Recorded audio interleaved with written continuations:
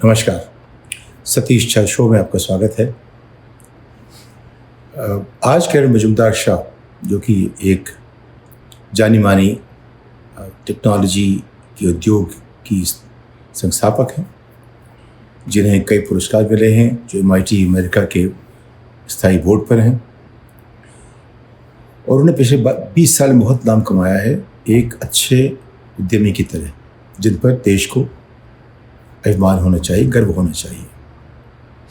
उन किरण मजूमदार-शाह को, जो आमतौर पर सरकार के साथ चलती हैं, अपनी कर्नाटक की सरकार के खिलाफ कुछ बोलना पड़ा। मुख्यमंत्री के लिए उन्हें कुछ बात कहनी पड़ी कि ऐसा उम्मीद नहीं कर रही थी कर्नाटक में होगा। वहाँ क्या हुआ है, पिछले कुछ एक महीनों से आप देख रहे हैं, चुनाव के पहले एक माहौल बनाया गया एक मुद्दे को लेकर के, जो पहनावे का मुद्दा है। उसको धर्म का रंग दिया गया और उस पर एक हिजाब को लेकर के, एक छोटे से दुपट्टे को लेकर के, दुपट्टे को आप कैसे पहनते हैं, जैसे पंजाब में उस तरह पहनते हैं, जैसे हिजाब पहनते हैं, थोड़ा फ़र्क है जो हमेशा होता है। किसी भी संस्कृति से दूसरी जगह जाइए, शहर से दूसरी जगह, व्यक्ति के आधार पर फ़र्क हमेशा होगा। कितना फ़र्क स्वीकार्य है, कितना नहीं है, ये बात अलग है। उसको लेकर के स्कूलों में बच्चियों को जाने दिया गया, इम्तिहान देने से मना किया गया, क्लास अटेंड करने से मना किया गया, और हाई कोर्ट ने अपनी सारी समझदारी के बावजूद ऐसा फैसला किया जो बड़ा अजीब सा लगता है कि कैसे कोई, जिसे हाई कोर्ट कहते हैं, ऊंची कचहरी, उच्च न्यायालय, वहाँ पे इस तरह के फैसले हो सकते हैं। उस फैसले को, जो कि फैसला आ चुका है, उसको हम लोग तार कर सकते हैं। वो देखें तो दुनिया की समझ बदलनी पड़ेगी, कैसी होनी चाहिए। उसमें कहीं भी एक जो वो समझ है जो हमें आगे ले जाती है, कहीं दिखती नहीं है। खैर, उन्होंने एक टेक्निकल बात पे अपना एक फ़ैसला किया, और अब जानते हैं, अगर आप 10 कचहरियों में जाएँ, 10 जजों के पास जाएँ, 10 तरह के फैसले मिलेंगे, तो फिर न्याय क्या है, बात अलग है। लेकिन वो हिजाब एक छोटा सा शगुफ़ा था। उसके बाद अब उन्होंने कहा कि जो उसके ऊपर विरोध हुआ, तो नाज़ी जर्मनी की किताब से एक पन्ना निकाला गया कि मुसलमानों को हम व्यापार नहीं करने देंगे। नाज़ी जर्मनी में यही हुआ था। पहले उन्होंने कहा था कि यहूदियों के साथ हम काम नहीं करेंगे, उनसे चीज़ें खरीदेंगे नहीं। वो बिल्कुल मुझे याद आया कि 90 साल बाद हमारे देश में एक ऐसे राज्य में, जिसकी आज की समृद्धि इस बात पर है कि वहाँ टेक्नोलॉजी का केंद्र बन गया था, भारत का सिलिकॉन वैली बन गया था, वो अब लोग कह रहे हैं संघीकॉन वैली बनता जा रहा है। सिलिकॉन से संघीकॉन तक की यात्रा बहुत कम समय में तय हुई है, 1990 और 2020-30 बरस में। तो वहाँ क्या कहा जा रहा है कि मंदिरों में मुसलमानों को व्यापार नहीं करने देंगे, उनको दुकानें लगाने नहीं देंगे, उनसे चीज़ें खरीदेंगे नहीं। ये सीधे हमें नाज़ी जर्मनी की याद दिलाता है। क्या देश में ऐसा होना चाहिए?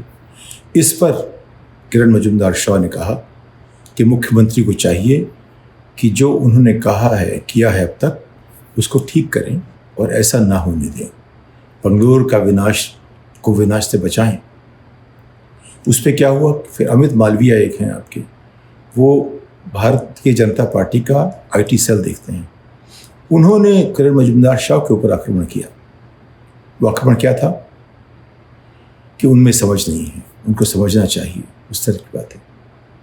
मैं हमेशा से मानता रहा हूँ कि भारतीय जनता पार्टी जो भी करती है, उसको बिना नागपुर या अपने प्रधान सेवक से, उनकी शह के बिना कुछ नहीं करती है। या तो नागपुर कहता है या प्रधान सेवक कहते हैं ये करो, और वो चुपचाप करते हैं। इससे मुझे याद आई एक कहानी, जॉर्ज बुश जूनियर की कहानी। 20 जनवरी 2000 की बात है, शायद 2001 की बात है। अब वो राष्ट्रपति बन चुके थे, और उनकी जो पहली बैठक हुई उसमें ही गड़बड़ हो गई, क्योंकि उन्होंने शुरुआत की कि इस आदमी ने हमारे बाप उनकी बेइज्जती की थी, तो मैं इसका काम तमाम कर दूंगा। बात थी सद्दाम की। तो यानी कि बात उनके लिए बहुत व्यक्तिगत हुई थी, क्योंकि उनके पिताजी को, जॉर्ज बुश सीनियर को, सद्दाम हुसैन ने एक तरह से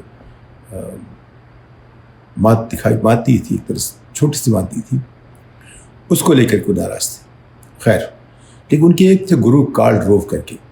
कार्ल रोव के बारे में यह था कि जॉर्ज बुश जूनियर बिना उनसे सलाह लिए कुछ करते नहीं थे। तो उन्होंने पूछा कार्ल रोव से कि एक बड़ा राष्ट्रपति कैसे बनता है, नामी गिरामी राष्ट्रपति कैसे बनता है।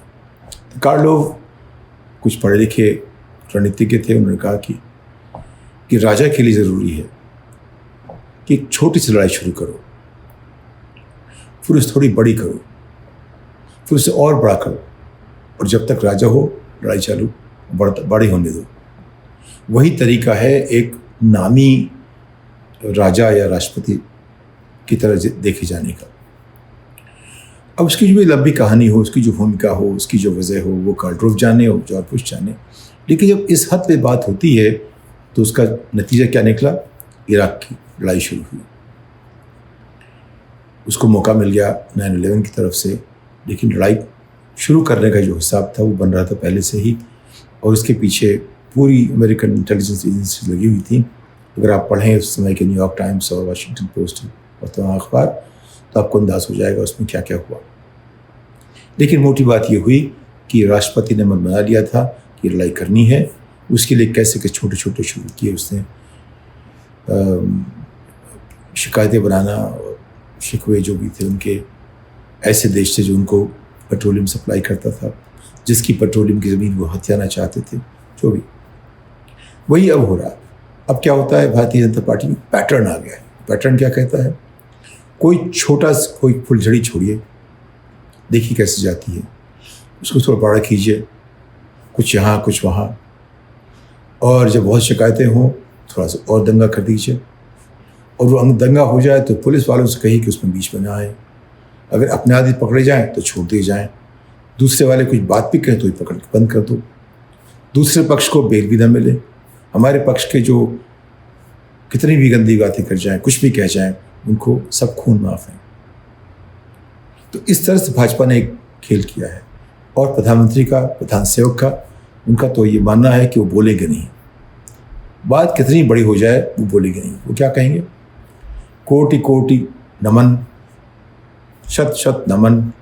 किसी के जन्मदिन पे वो चाहे हम लोग भूल गए होंगे ऐसे महान आत्माओं को, उनको याद करके उनको कीजिए। अपने चहेते नेताओं को जन्मदिन पे उनको साधुवाद दीजिए, विदेशी नेताओं को कुछ कहिए। इसके अलावा कुछ चीज़ें जो हो रही हैं, जितनी 27-28 उनकी स्कीमें हैं, उन सबको अगर आप देखेंगे, उनमें कहीं में किसी में ऐसी जान नहीं है कि वो अपने आप खड़ी हो सके। तो ये उनका डर रहा है कि छोटी सी फुलझड़ी उड़ाओ, लगाओ कहीं आग, और उसको बड़ा करते चले जाओ, और व्यवस्था को बोलो देखती रहे, हमारे आदमी को सपोर्ट करो, दूसरे आदमी को पकड़ लो, और इस तरह से एक भेदभाव बनता चला जा रहा है। एक बड़े नेता की जिम्मेदारी थी कि वो ऐसी चीज़ों को शांत करते, जहाँ भी आग सुलगती उसे फौरन उसको उस पर पानी फेंका जाता। ऐसा नहीं हो रहा है। तो आपने उसके साथ देखा अरविंद केजरीवाल के घर पे जो हमला हुआ, वो ऐसा नहीं हो गया था। उसके पीछे जो भी कारण दिखाए जा रहे हैं, उसके पीछे सियासी शह थी। जो लोग राजनीति जानते हैं वो जानते हैं, लेकिन कोई भी साफ बात कहता नहीं है, कोई भी कह भी नहीं सकता।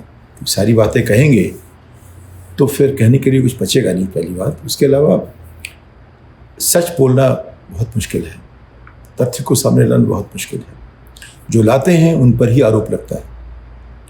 बुरा काम करने वाले छूट जाते हैं, बुरा काम करने वाले को सामने लाने वाले उनके ऊपर मार पड़ती है, क्योंकि बुरा काम करने वाले झूठ बोल सकते हैं, जो सामने आने वाले सच बोल जाएंगे उसका कोई उससे वक्त को बचाव नहीं होता। तो लोग सच कम बोलते हैं, वो सोचते हैं कैसी बात करके अपना जीवन चलता रहे। हम सब वही रास्ता निकालते हैं जिस जीवन चलता रहे, जीवन में झंझटें कौन मोल ले। और जब तक ऐसा माहौल रहेगा तब तक जो बदमाश है, जो शैतान है, जो इस तरह काम करना चाहता है कि देश समाज बटे या किसी का नुकसान हो, वो हमेशा जीतता रहता है। जब तक तूफान इतना बड़ा नहीं हो जाता कि उस सबको फिर लील जाए, फिर वही सिलसिला शुरू हो जाता है। राम मनोहर लोहिया इतिहास चक्र की बात करते थे, ये हमारा समाज चक्र ऐसा ही चल रहा है। तो अभी जो हुआ बंगलोर में, कर्नाटक में, बंगलोर को एक संघी कॉन वैली बनाने का जो रास्ता निकाल रहे हैं बसव, और बसव राज मुंबई की क्या तारीफ है, ये क्यों मुख्यमंत्री बनने के लायक बन गए। ये भी तो भाई, अगर आप परिवारवाद की बात करते हैं तो मुंबई से बसवराज तक परिवारवाद ही तो हुआ। तो यहाँ परिवारवाद चलेगा, मुंबई का बेटा मुंबई बन जाएगा मुख्यमंत्री, उससे परिवारवाद नहीं होता। तो परिवारवाद जो है वो भी सेलेक्टिव चीज़ है। तो जो भी भाजपा का नेतृत्व कर रहा है उसमें यही है कि कैसे, पहली बात, मुसलमानों को किस तरह से बिल्कुल दूसरे दर्जे का नागरिक बना दिया जाए कि उनमें सर उठा के बोलने की हिम्मत न रहे। मुश्किल बात यह है कि जो हमारे तमाम पढ़े लिखे अपने परिवार के लोग हैं, हर तरफ एक कहीं न कहीं ये बांट दिया गया है हम लोगों को, बहुत अंदरूनी तौर पे वो झलकता रहता है। हमने उत्तर प्रदेश में दौरा किया कुछ समय पहले, वही दिखा। अंत में सब बात ये होती थी, भाई इसने जो है कम से कम एक वर्ग को कंट्रोल करके रखा है। अगर इस तरह देश चलेगा तो वो उसका रास्ता वही है, 2,700 बिलियन डॉलर से 2,000 हो गया 8 साल में, वो और कम होता जाएगा। कम ना भी हो तो बढ़ेगा नहीं, क्योंकि जब समाज इस तरह की बातें सोचता है तो आगे बढ़ नहीं पाता, उसकी तरक्की नहीं होती, आर्थिक विकास नहीं होता, मानसिक विकास नहीं होता। खैर, भारतीय जनता पार्टी ने मानसिक विकास की बात ही नहीं की। वो कहते हैं मानसिक विकास वो है जब आप ईसा के पहले वाले समय पहुंच जाओगे। ये सारी बात हो रही ईसा के पहले समय पहुंचने की हो रही है। बात जो सारी है जब हनुमान जी थे, जब कृष्ण भगवान थे, वहां तक पहुंचने की हो रही है। इस बात आगे की नहीं है। किसी बात में आप देखिए, कोई दिखता है आपको दर्शन जहां लगे कि विज्ञान की बात हो रही है, समझदारी की बात हो रही है।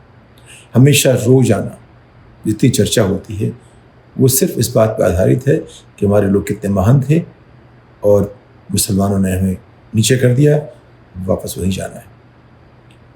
हमारी यात्रा होनी चाहिए थी भविष्य के लिए।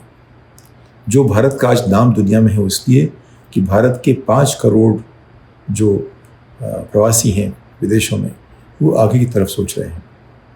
उनमें ऐसे लोग हैं जो आज की तारीख के सबसे बड़े संस्थानों पर, सबसे बड़ी संस्थानों पर उनका नेतृत्व चल रहा है। उसके मुख्य अधिकारी, चाहे माइक्रोसॉफ्ट हो, चाहे गूगल हो, या इस तरह के करीब 20 से संस्थान हैं जो टेक्नोलॉजी बनाते हैं, और उनमें भारतीय उसके नंबर 1 लीडर हैं, चेयरमैन हैं, प्रेसिडेंट, CEO हैं, वो सब अमेरिका में।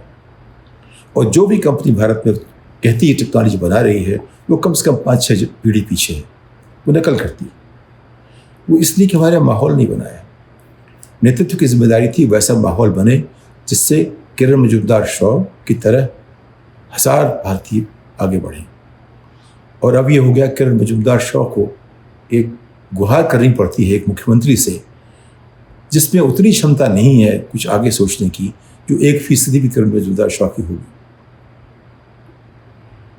ये एक जो है दुर्भाग्य देश का है कि जो लोग सोच सकते हैं, जो लोग आगे बढ़ सकते हैं, उनके ऊपर कंट्रोल करने वाले जो हैं वो सिर्फ पीछे देख रहे हैं और ऐसी दिशा में ले जा रहे हैं जहां भविष्य नहीं दिखता, वो सिर्फ भूत की तरफ जाएगा। और इसके पीछे नागपुर भी है, इसके पीछे प्रधान सेवक भी हैं, क्योंकि वो सोचने की तैयारी नहीं कर रहे। वो आज की बात देख रहे। उनके लिए सबसे बड़ा मुद्दा 370, तुष्टीकरण, और ये पश्चिम बंगाल, केरल, ये सब उनके लिए मुद्दे हैं। भविष्य उनका मुद्दा नहीं है, तरक्की उनका मुद्दा नहीं है। इसलिए जितनी भी योजनाएं बनाई गई हैं पिछले 8 साल में, सब एक से बढ़कर एक फेल हुई है। खाली ये है कि उनका नतीजा दिखता नहीं आपको, क्योंकि वो दिखाने वाला कोई है नहीं, उसका कोई आंकड़ा नहीं है, और हम उधर जाना नहीं चाहते देखने के लिए। हम बहुत खुश हैं इस बात से कि हमारे देश में एक समुदाय को छोटा कर दिया गया है, छोटा दिखाया जा रहा है और सारी बातें हो रही हैं कि उनका मुंह बंद रहे। हमें नई लीडरशिप चाहिए, हमें नए लोग चाहिए जो हमें भविष्य की तरफ ले जा सकें। और जो हो रहा है उसको बंद करने के तरीके पक्ष पार्टियों को ढूंढने पड़ेंगे। कांग्रेस को राष्ट्रीय स्तर पे और स्थानीय स्तर पे जो भी पार्टी हों, मजबूत हों, उनको चाहिए कि ये जो देश को बांटने का काम चल रहा है वो ख़त्म हो। और हम उम्मीद करेंगे कि अगर हम भविष्य की तरफ देखें तो हमारे जो भी लोग अपने आप नेता कहते हैं, चाहे सरकार में हों, सरकार के बाहर हों, उनको देखना चाहिए कि इससे हमारे देश का रास्ता किधर जाएगा। इस बात के साथ अगली पायदान तक विदा लेता हूँ। नमस्कार।